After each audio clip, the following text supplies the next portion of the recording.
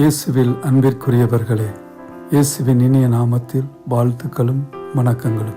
5/3/2025 இன்று தவக்காலம், திருநெற்றுப்புதன். நீங்கள் உங்கள் உடைகளை கிழித்து கொள்ள வேண்டாம், இதயத்தை கிழித்து கொண்டு உங்கள் கடவுளாகிய ஆண்டவரிடம் திரும்பி வாருங்கள்.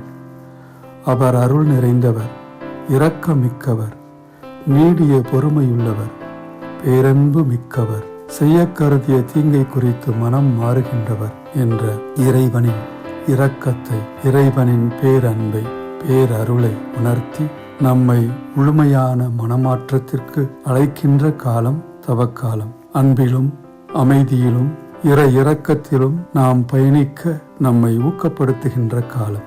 செய்த தவறுகளுக்காக மனம் வருந்தவும், மன்னிப்பு கேட்கவும், ஆண்டவருடைய அருள் பெருக்க எண்ணி அவரை புகழ்ந்து போற்றவும் நம்மை அழைக்கின்ற காலம் இத்தவக்காலம்.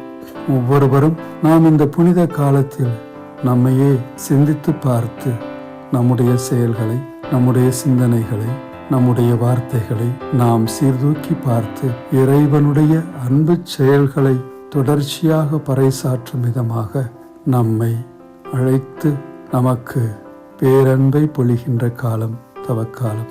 திருத்துதர் பவுலடியார் கொரிந்தியருக்கு எழுதிய 2ஆம் திருமுகத்திலே நாம் வாசிக்கின்றது போல, இதுவே தகுந்த காலம், இன்றே மீட்பு நாள். ஒவ்வொரு முறையும் நாம் நம்மை இறைவனை நோக்கி திருப்புவதற்கு சொல்லப்பட வேண்டிய இந்த இறை வார்த்தை தகுந்த காலம், மீட்பு நாள் என்ற இந்த இறை வார்த்தையை நாம் உணர்ந்து செயல்படுவதற்காக அழைக்கின்ற இந்த காலத்தில் இறை அருளை நாம் மிகுதியாக பெறுகின்றோம். அன்பிற்குரியவர்களே, இயேசு இன்றைய நற்செய்தி வாசகத்திலே மிகவும் தெளிவாக மக்கள் பார்க்க வேண்டும் என்பதற்காக அவர்கள் முன் உங்கள் அறச்செயல்களை செய்யாதீர்கள் என்று குறிப்பிடுகின்றார்.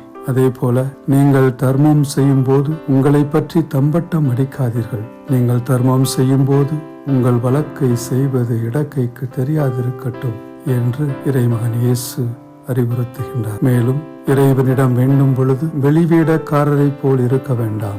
அவர்கள் மக்கள் பார்க்க வேண்டும் என்று இறைவேண்டல் செய்ய விரும்புகிறார்கள். நீங்கள் இறைவனிடம் வேண்டும் பொழுது உங்கள் உள்ளறைக்கு சென்று கதவை அடைத்து கொண்டு மறைவாய் உள்ள உங்கள் தந்தையை நோக்கி வேண்டுங்கள். மறைவாய் உள்ளதை காணும் உங்கள் தந்தையும் உங்களுக்கு கைமாறு அளிப்பார். இயேசுவின் இந்த வார்த்தைகள் நம்மை சிந்தித்து சீர்தூக்கி பார்க்க அழைக்கின்றது. நம்முடைய அறச்செயல்கள், நம்முடைய ஜெப வாழ்க்கைகள், நம்முடைய அன்றாட ஜெபங்கள், நம்முடைய செயல்பாடுகள், நோன்புகள், தியாகங்கள், இவை அனைத்தும் கடவுளுடைய அன்பை பறைசாற்றுகிறதாய் இருக்க வேண்டுமே ஒழிய பிறருடைய பெருமையை தேடுகின்றதாக, தன்னுடைய பெருமையை தேடுகின்றதாக இருக்கக்கூடாது என்பதை இயேசு அறிவுறுத்துகின்றார். மன்றாடுவோமாக.